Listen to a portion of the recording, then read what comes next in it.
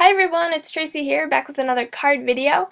So today I'm using a product that I haven't used in quite some time. I thought I would start using them again because they were just sitting on my shelf looking lonely. So I have the Picked Raspberry Distress Stain, and I'm covering a piece of white cardstock. This is the Tim Holtz watercolor cardstock, and I'm covering this completely with my Distress Stain. I'm just kind of wiping it across there. Not really any technique that I'm using. I just want to cover it with the pink. And then I'm going to go ahead and take that and just add some little polka dots in there. So I'm just pushing down so it adds the little dots. And it kind of works well with the wet background because then it feathers out the edges a little bit. And then I'm also using this gold Distress Stain and adding some more polka dots into that background. Kind of a really cool way to create your own background with this product. So then I went ahead and let that dry completely before I moved on to my next step, which is to die cut the bottom with the Stitch Scallop die from Fawn.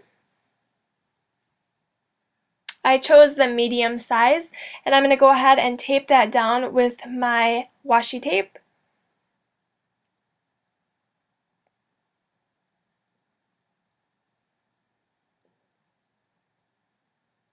And then I can go ahead and run that through my Cuttlebug.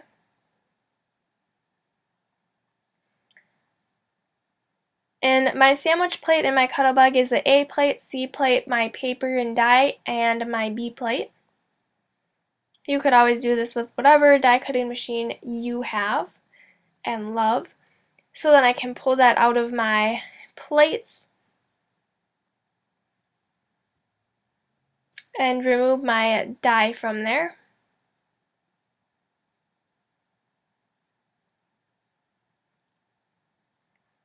Alright, so I'm just making sure that it fits on my way A2 size card base, but before I assemble that together, I'm going to stamp my image. This one is from Fawn, and I'm stamping that, I think it's a mobile, I don't really know how to pronounce it, but the one with the moon and the stars on there. And I'm stamping this on a piece of Coordination's 110-pound cardstock with my Tuxedo Black Memento ink. And then I dried that with my heat tool before I colored that in with my Copics, just to make sure that it was completely dried before coloring that in.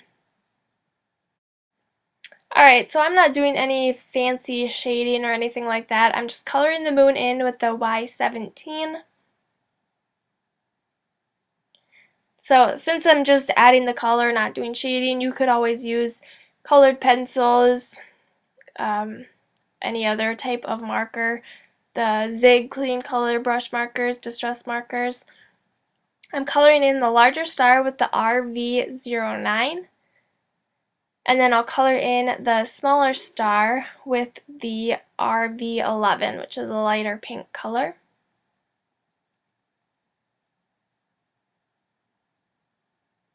And then I'm also going to use the RV09 to color in the top scalloped part of that.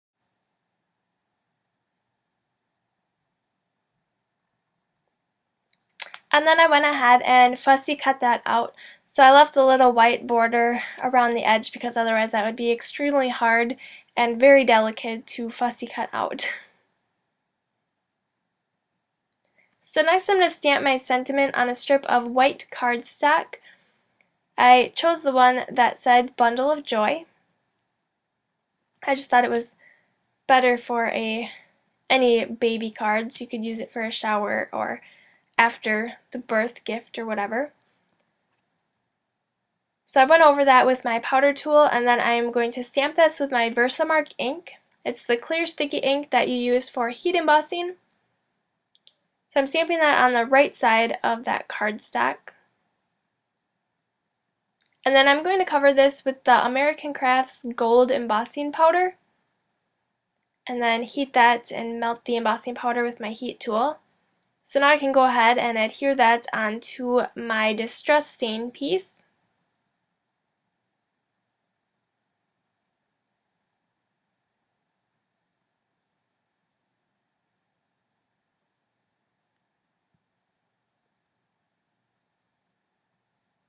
And then I'm going to adhere that down onto my white A2 size card base.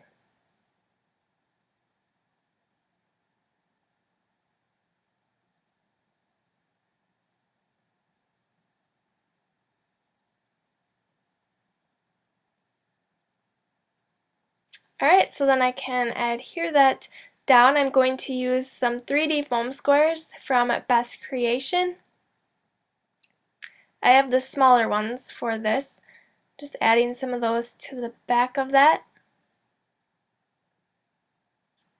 Then I can take the backings off from those. These are my favorite 3D foam squares, and they are super affordable and they work extremely well.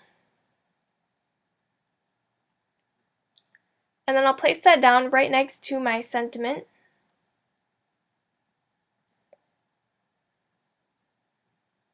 So I'm going to add a little bit of sparkle with my Wink of Stella glitter pen. I'm just going to cover the moon and then the 2 stars with that.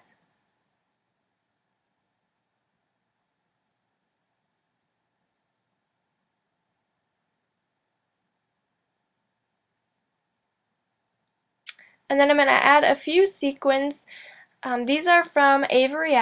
They're like gold brown colors. It's kind of a mix. Just going to randomly scatter these around that image from Lawn Fawn.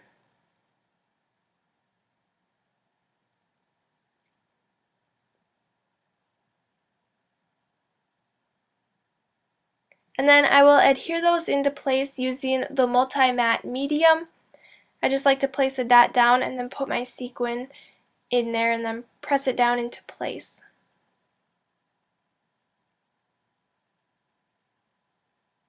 So then the last step, I am going to round both of the upper corners with my 1/2-inch corner chopper from We Are Memory Keepers.